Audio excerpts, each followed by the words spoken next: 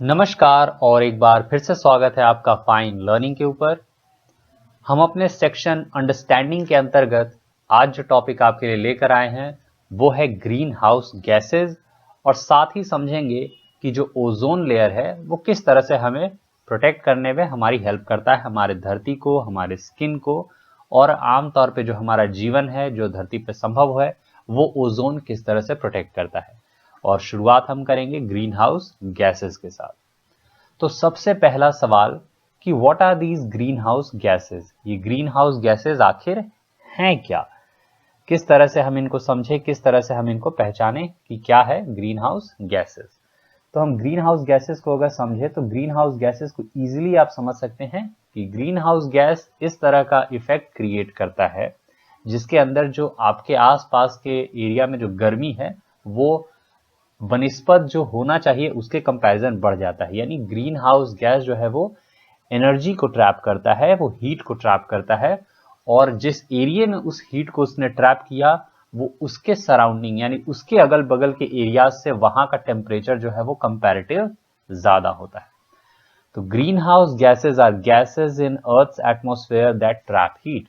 तो ये greenhouse gases जो धरती के एटमॉस्फेयर में ही पाई जाने वाले गैसेज हैं उन गैसेज की बात करता है, और उनका जो कार्य है, उनका जो एबिलिटी है कि वो जो हीट है उसको अपने अंदर एब्जॉर्ब कर सकते हैं, वो हीट को अपने अंदर पकड़कर रख सकते हैं। तो जैसे ही सूर्य की रोशनी धरती के एटमॉस्फेयर में प्रवेश करती है, धरती के एटमॉस्फेयर में सूर्य की रोशनी जैसे ही आती है ये गैसेस एक्टिव हो जाते हैं उस सूर्य की रोशनी में मौजूद जो हीट है उसको पकड़ने के लिए। वो जैसे ही उस हीट को पकड़ते हैं वो अपने अंदर उस हीट को थोड़ी देर रख सकते हैं, उस हीट को अपने अंदर थोड़ी देर एब्जॉर्ब करके वहां पे रख सकते हैं। ठीक है, और ये जो हीट अपने साथ इन्होंने रखा है ये जल्दी छोड़ते नहीं है, ये जल्दी उसको अपने अंदर से निकलने नहीं देते हैं। इसी कारण से एटमॉस्फेयर में जो टेम्परेचर है वो ग्रीन हाउस गैसेस के कारण बढ़ जाता है। इसीलिए क्लाइमेट जो बदल रहा है, जो हमारा जो मौसम बदल रहा है, इसमें ग्रीन हाउस गैसेस का बहुत बड़ा हाथ है। ग्रीन हाउस गैसेस हमारे धरती के टेम्परेचर को बढ़ाने का काम कर रहे हैं। अब इस तरह से अगर ग्रीन हाउस गैसेस का जो अभी मौजूदा रेशियो है जिसके कारण एक बैलेंस जो टेम्परेचर है जो धरती के ऊपर मेंटेन्ड है, अगर ये ग्रीन हाउस गैसेस की मात्रा हम धरती के ऊपर बढ़ा देते हैं तो ये जो टेम्परेचर बैलेंस है ये भी बिगड़ जाएगा। जो धरती पे मौजूदा हीट बैलेंस है, जो हीट जिसमें हम कंफर्टेबल हैं, ये हीट अगर इंक्रीज हो जाए तो हमारे ग्लेशियर्स मेल्ट हो जाएंगे और बहुत सारा नुकसान जो प्रकृति का है वो होगा। तो आइए इस ग्रीन हाउस गैसेस को हम समझते हैं कि अगर आप इन ग्रीन हाउस गैसेस के बारे में आपको पता होगा तो आप हो सकता है अगले प्रयास में आप कोशिश करें कि आप इन ग्रीन हाउस गैसेस का जो उत्सर्जन है, जो प्रोडक्शन है, इसको अपने तरफ से कम घटा सके।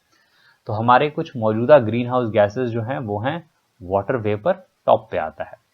तो वाटर वेपर, अरे वाटर वेपर तो हर जगह पाया जाता है, हम जब खाना बनाते हैं उससे भी वाटर वेपर निकलता है, सूरज की जो हीट आती है उससे पानी जो इवेपोरेट होता है उससे भी वाटर वेपर बनता है। तो ये तो कंटिन्यूअसली बन सकता है, इसमें हम कैसे मतलब रोक सकते हैं, खाना बनाना रोक दे, क्या करें? तो जी नहीं, वाटर वेपर जो एक्स्ट्रा हो रहा है वो हो रहा है थर्मल पावर प्लांट से, यानी जो बिजली बनाने के लिए जो पानी को हीट किया जाता है, या अन्य इंडस्ट्रीज में जो बहुत ज़्यादा पानी का गलत इस्तेमाल हो रहा है, पानी का एक्स्ट्रा वेस्टेज हो रहा है। आप देखते हैं कि बहुत जगहों पे सीवेज जो है वो ऐसे ही ओपन में बह रहा है और ये जो वाटर का सरफेस एरिया है ये इंक्रीज कर देता है। जैसे रिवर्स, लेक्स, ये तो है ही, तो सूर्य तो इनसे टकरा के इनसे जो अपनी एनर्जी के थ्रू जो वाटर वेपर बनाता है वो तो बनाता ही है, पर साथ साथ में हम जो एक्सेसिव ग्राउंड्स में जो पानी क्रिएट कर देते हैं, जो राइस फील्ड्स के थ्रू हो गए, या आजकल सीवेज सीपेज जिसकी वजह से काफ़ी ज़्यादा पानी एटमॉस्फेयर में पहुंचता है, ये बहुत बड़ा एक कारण है। और सबसे बड़ा जो कारण है वो ऑब्वियसली इलेक्ट्रिसिटी प्रोडक्शन, जिसके अंदर जो जो कोयला जलाया जाता है उसके थ्रू पानी को उबाला जाता है, उससे वेपर बनता है, वो वेपर जो है वो गैस का जो टरबाइन है उसको घुमाता है और फाइनली उससे बिजली प्रोड्यूस होता है, उसमें काफ़ी बड़े लेवल पे वेपर यूज होता है। इसीलिए अगर आप बिजली भी बचाते हैं तो एक तरह से आप ग्रीन हाउस गैसेस को बनने से रोकते हैं, अननेसेसरी बिजली का प्रयोग अगर आप रोक देते हैं अपने घरों में, अपने ऑफिसेज में या जहां भी आप उसे बचा सकते हैं। तो वाटर वेपर आखिर ग्रीन हाउस गैस का काम कैसे करता है, अगला सवाल। वाटर वेपर असल में जो आप वाटर वेपर को देखेंगे तो ग्रीन हाउस गैस का काम करता है कुछ इस तरह से। ये इमेजेस देखिए कि किस तरह से ग्रीन हाउस गैसेस काम करते हैं। इसके अंदर जो है वो वेपर काफ़ी ज़्यादा कलेक्ट होता है, पानी के अंदर जो मॉइस्चर वगैरह जो दिया जाता है उसके कारण यहाँ पे बहुत सारा वाटर वेपर कलेक्ट होता है। सूर्य की रोशनी अंदर आती है इन ग्लास हाउसेस से और वाटर वेपर उनके हीट को ट्रैप कर लेता है, जिसके कारण जो अंदर में माहौल है, जो इसके अंदर जो टेम्परेचर है ये इंक्रीज हो जाता है। तो ऐसे ही कुछ कारण है जिसके कारण वाटर वेपर जो है वो टेम्परेचर इंक्रीज करने में काफ़ी इफेक्टिव होता है। इसको हम थोड़े और डिटेल में आगे देखेंगे। हमारा अगला गैस है कार्बन डाइऑक्साइड। कार्बन डाइऑक्साइड बिल्कुल हम सब हर रोज जानते हैं कि कार्बन डाइऑक्साइड जो है वो हीट ट्रैप करता है। जो कार्बन डाइऑक्साइड है उसकी खासियत ही ये है कि कार्बन डाइऑक्साइड जहां भी मौजूद होगा, अगर उसे किसी भी तरह का हीट मिलता है तो वो बहुत लंबे समय तक उस हीट को अपने अंदर रख पाने में सक्षम है।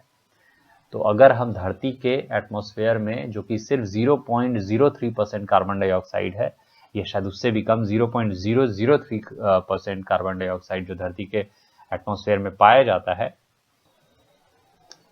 एग्जैक्टली कहें तो 0.03% है, जो कि अब इंक्रीज होके 0.04% हो गया है। और ये छोटा सा इंक्रीज बहुत मैटर करता है धरती के टेम्परेचर को बदलने के लिए, धरती के टेम्परेचर को इंक्रीज करने के लिए। तो कार्बन डाइऑक्साइड को एब्जॉर्ब कौन करता है? तो कार्बन डाइऑक्साइड को एब्जॉर्ब करते हैं हमारे फॉरेस्ट, हमारे ट्रीज। और आपको जान के आश्चर्य होगा कि सबसे ज्यादा कार्बन डाइऑक्साइड को एब्जॉर्ब करता है हमारा एटमॉस्फेयर।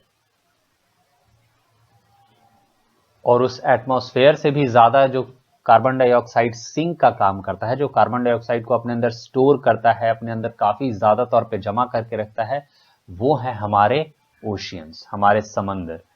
ओशियंस जो है हमारे कार्बन डाइऑक्साइड के सिंक का काम करते हैं। ठीक है, ये अपने अंदर बहुत सारा कार्बन एब्जॉर्ब करते हैं, क्योंकि काफी ज्यादा वनस्पतियां जो हैं वो समुद्र में पाई जाती हैं और वो अपने अंदर लंबे समय तक इस कार्बन को जमा करके रखते हैं।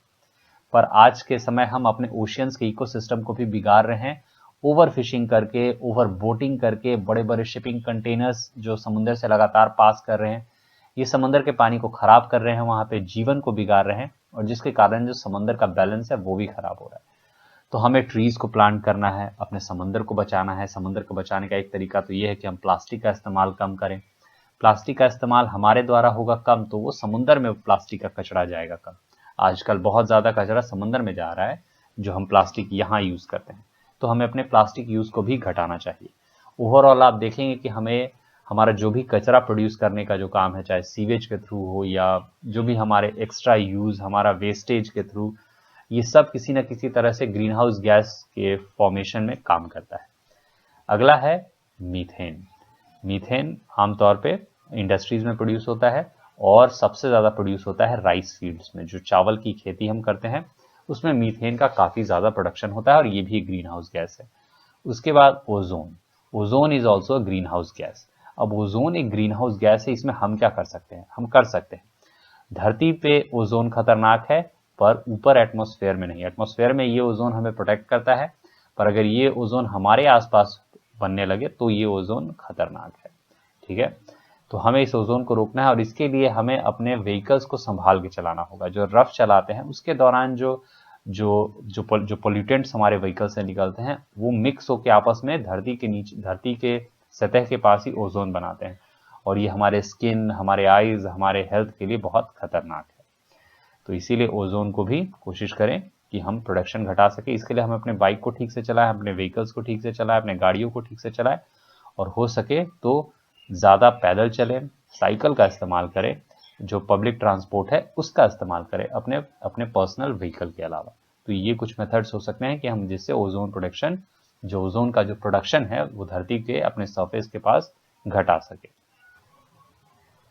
उसके बाद हमारा अगला ग्रीन हाउस गैस है वो है नाइट्रस ऑक्साइड।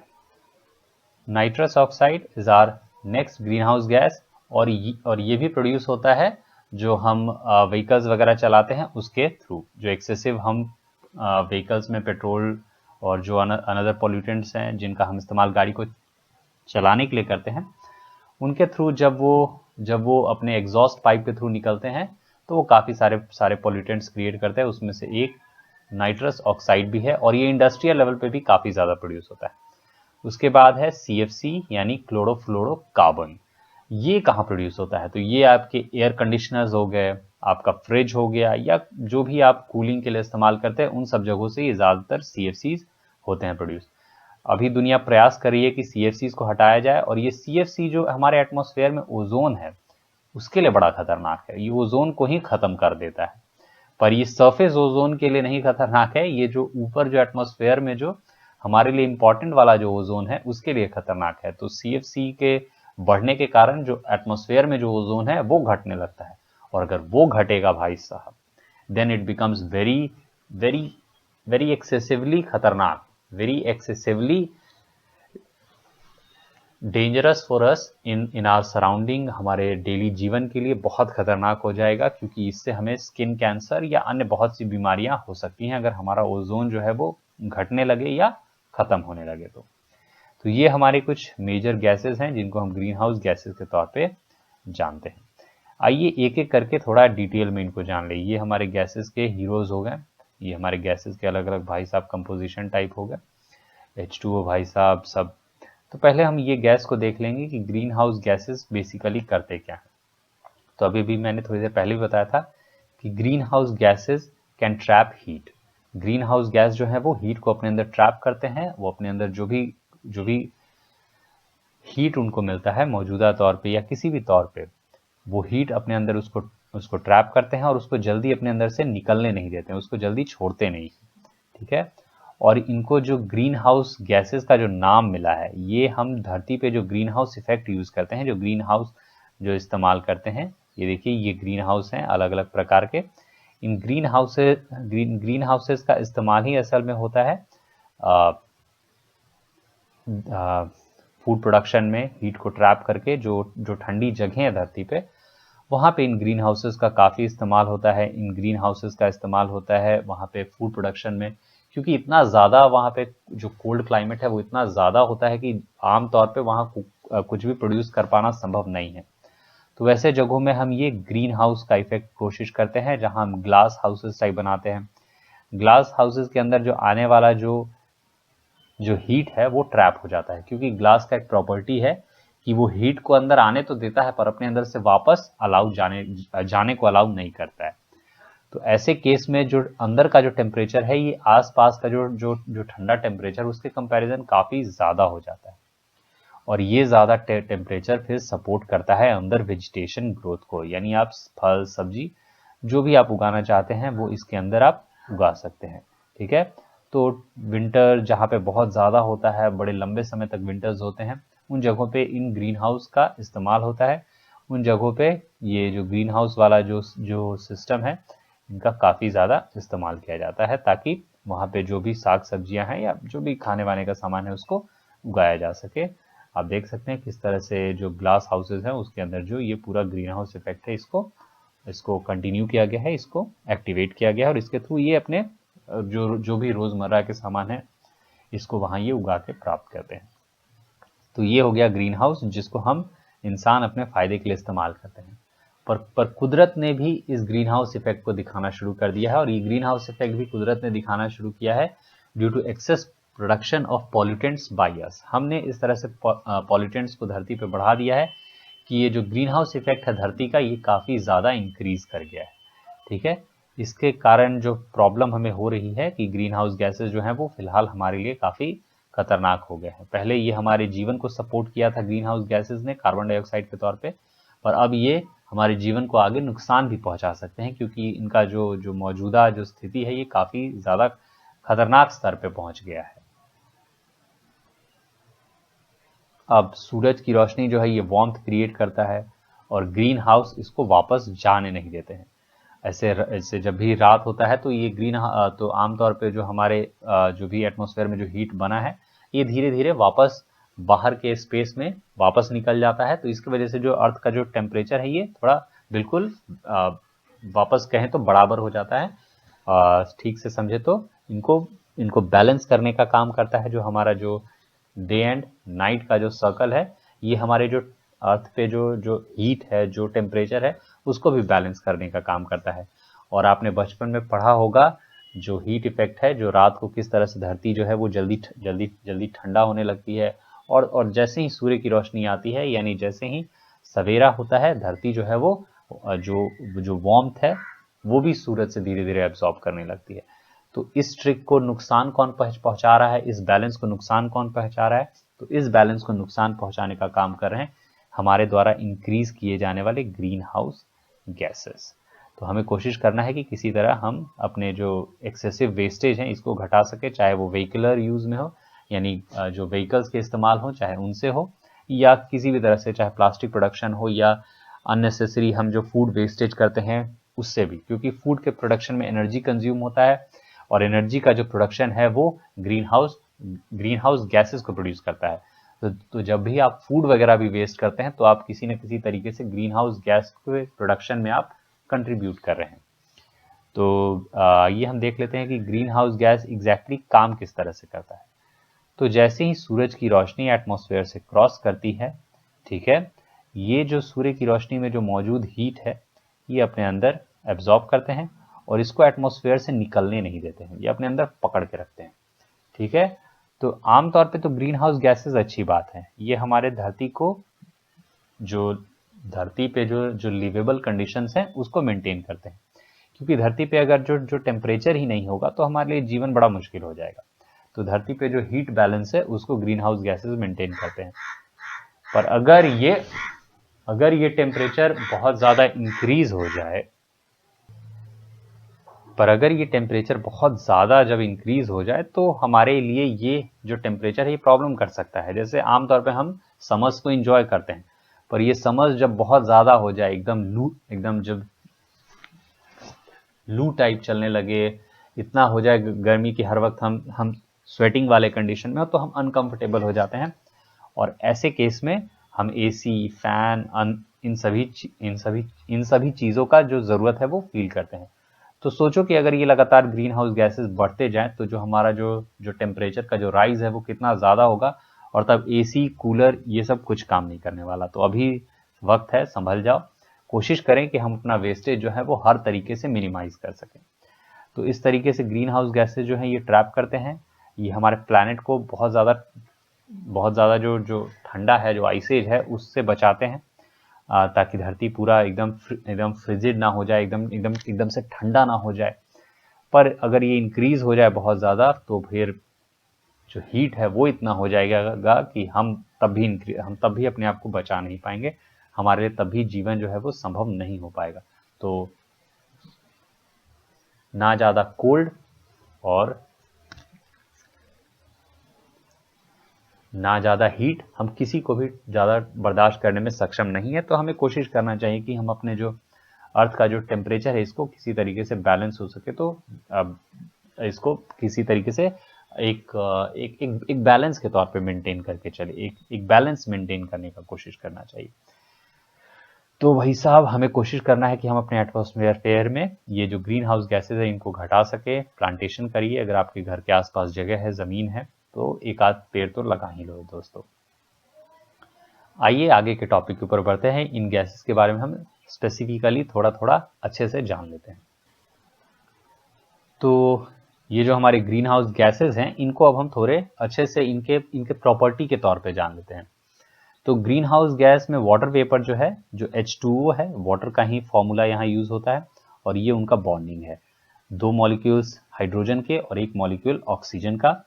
जो वाटर है ये गैस के फॉर्म में पाया जाता है, उसके बाद हम इसको वाटर वेपर के तौर पे जानते हैं। जो पानी जो हम उबालते हैं या जो भी हम इस तरह का काम करते हैं उसके दौरान ये वाटर वेपर जो है वो हमारे एटमॉस्फेयर में बनता है। और इस वाटर वेपर के बनने के ही कारण जो हम अपने अगल बगल के जो भी सराउंडिंग है वहाँ पे हम ये वाटर वेपर इफेक्ट जो है वो हम देख पाते हैं। तो वाटर वेपर जब भी हमारा पानी बॉईल हो रहा है, सूरज के इफेक्ट के कारण जो भी हमारे यहाँ जो इवेपोरेशन है उसके कारण भी वाटर वेपर जो है वो प्रोड्यूस होता है। उसके बाद हमारा अगला गैस है कार्बन डाइऑक्साइड। यानी CO2। CO2 इसका फॉर्मूला है, यानी यहाँ एक मॉलिक्यूल होगा कार्बन का और 2 मॉलिक्यूल्स हो जाते हैं ऑक्सीजन के। ठीक है, तो एक मॉलिक्यूल कार्बन का और 2 मॉलिक्यूल ऑक्सीजन के, और ये आपस में मिलकर बनाते हैं CO2, कार्बन डाइऑक्साइड, और आमतौर पे ये कुदरती तौर पे पाए जाते हैं। ठीक है, इनका जो ज़्यादातर जो प्रोडक्शन है वो होता है डिकेइंग एंड लिविंग ऑर्गेनिज्म। जो कोई भी ऑर्गेनिज्म जिसकी मृत्यु हो गई है, जब वो डिके होता है तो उसके डिकेइंग के कारण भी CO2 बनता है, और जो हम ऑर्गेनिज्म जो अपना ब्रीद आउट करते हैं, जो ऑक्सीजन अंदर लेते हैं और जो गैस हम बाहर निकालते हैं, वो भी CO2 में कंट्रीब्यूट करता है। साथ ही साथ जो वोल्केनोज हैं, जो वोल्केनोज वगैरह जो बनते हैं, उनके थ्रू भी काफ़ी ज़्यादा CO2 एटमॉस्फेयर में आ जाता है, एटमॉस्फेयर में बाहर निकल के आता है। उसके बाद हमारा जो अगला गैस है, अगले गैस पे आने से पहले इन गैसेस का जो फिंगरप्रिंट है ये हटा लेते हैं। हमारा जो अगला गैस है वो है मीथेन और ओजोन। तो मीथेन क्या है, तो पहले तो मीथेन का आप जो फॉर्मूला है वो देख लीजिए। मीथेन का फॉर्मूला है CH4, कार्बन का एक मॉलिक्यूल और 4 मॉलिक्यूल्स जो है वो हाइड्रोजन के हो जाएंगे। ठीक है, एक मॉलिक्यूल कार्बन का और 4 मॉलिक्यूल्स हाइड्रोजन के, और जब ये आपस में कंबाइन होते हैं तब फॉर्म करते हैं मीथेन। और मीथेन आमतौर पे वेटलैंड, जैसे कि जो राइस वगैरह हम ग्रो करते हैं, या फिर बहुत ज़्यादा जहाँ पे सालों जहाँ पानी का लगाव रहता है, जो वाटर जहाँ पे स्टैग्नेट फॉर्म में किसी वेजिटेशन के ऊपर जमा हुआ है, जो फॉरेस्ट वगैरह हो गया या ऐसे भी किसी भी वेटलैंड में हो गया, वहाँ पे से काफ़ी ज़्यादा मीथेन जो है वो बन के सामने आता है। ठीक है, तो ये हो गया मीथेन का। साथ ही साथ जो जानवर हैं या जो कुदरती जो गैस फील्ड होते हैं, वहाँ से भी मीथेन वगैरह काफ़ी मात्रा में बाहर आता है, निकल के एटमॉस्फेयर में आगे आ जाता है, निकल के एटमॉस्फेयर में का हिस्सा बन जाता है। उसके बाद हमारा अगला जो गैस है वो है ओजोन, और ओजोन का फॉर्मूला है O3। O2 पे ऑक्सीजन होगा, और जैसे ही ऑक्सीजन के साथ एक और ऑक्सीजन का मॉलिक्यूल ऐड हो जाता है तो ये बन जाता है ओजोन। हमारे लिए नीचे ऑक्सीजन फायदेमंद है और ऊपर एटमॉस्फेयर में ओजोन फायदेमंद है, पर अगर दोनों की अदला बदली करे तो ये खतरनाक हो जाएगा। तो ऊपर एटमॉस्फेयर में जहाँ प्लेन्स उड़ते हैं, ओजोन लेयर वहाँ पे पाया जाता है, और ये हमें सूरज का जो रेडिएशन है उससे बचाता है, और जो अल्ट्रावायलेट जो रेज हैं सूरज की, उससे हमें काफ़ी ज़्यादा बचाता है, हमारे स्किन को बचाता है, जिससे बहुत सी बीमारियां हमें होती नहीं हैं, और हम धरती पे आराम से अपना जीवन यापन कर पा रहे हैं, अपने जीवन को बिता पा रहे हैं। हमारे अगले गैसेस जो हैं वो है नाइट्रस ऑक्साइड और क्लोरोफ्लोरोकार्बन। नाइट्रस ऑक्साइड का पहले फॉर्मूला देख लेंगे, और ये हो जाएगा N2O, जहाँ 2 मॉलिक्यूल्स हो जाएंगे नाइट्रोजन का और एक मॉलिक्यूल हो जाएगा ऑक्सीजन का। तो ऑक्सीजन का एक मॉलिक्यूल और नाइट्रोजन के 2 मॉलिक्यूल्स आपस में मिलकर बनाते हैं नाइट्रस ऑक्साइड। नाइट्रस ऑक्साइड आमतौर पे नाइट्रोजन साइकिल का हिस्सा होते हैं, और नाइट्रोजन साइकिल अगर आपको समझना है तो नीचे नीचे नीचे लिखिए, अपने नीचे हमें बताइए कि आपको ये समझना है। अगर आप काफ़ी सारे लोग अगर इस बात पे राज़ी होते हैं तो हम अगले वीडियो में इसके ऊपर भी जो भी अपना अंडरस्टैंडिंग वाला जो टॉपिक है उसके अंदर हम नाइट्रोजन साइकिल भी आपके लिए लेकर आएंगे। तो बैक्टीरिया एक्शन के कारण, जो बैक्टीरिया जो ज़मीन में रहते हैं उनके एक्शन के कारण जो एटमॉस्फेयर में नाइट्रोजन है ये आता है, एटमॉस्फेयर में नाइट्रोजन ऐड हो जाता है। साथ ही साथ जो ओशियंस हैं, ओशियंस के अंदर भी काफ़ी ज़्यादा एक्टिविटी होता है, और ये एक्टिविटी भी जो हमारे एटमॉस्फेयर में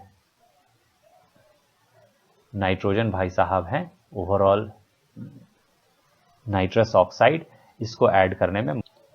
उसके बाद जो हमारा अगला गैस है वो है क्लोरोफ्लोरोकार्बन, और ये एटमॉस्फेयर में ऐड होता है जो भी हम अपने समर्स के दौरान जो AC फ्रिज वगैरह यूज़ करते हैं उनके वजह से। और इसका जो फॉर्मूला है वो है ClCFC ही बोलते हैं, और इसमें बहुत सी गैसेस आते हैं, इसीलिए आपको इसमें कार्बन भी मिल जाएगा, फ्लोरीन भी मिल जाएगा, क्लोरीन भी मिल जाएगा। तो 3 molecules of chlorine, 1 molecule of carbon and 1 molecule of fluorine, ये मिलके बेसिकली CFC बनाते हैं। बट इसका जो एक्चुअल फॉर्मूला है ये बदलते रहते हैं और बहुत से छोटे छोटे गैसेस, अलग अलग प्रकार के गैसेस CFCs में यानी क्लोरोफ्लोरोकार्बन्स में आ जाते हैं।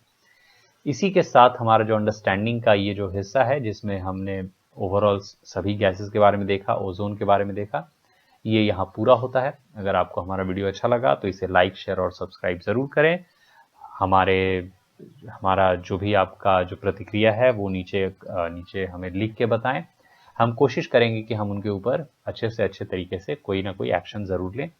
तो मिलते हैं हम अगले वीडियो में, तब तक के लिए धन्यवाद। पढ़ते रहिए, खुश रहिए।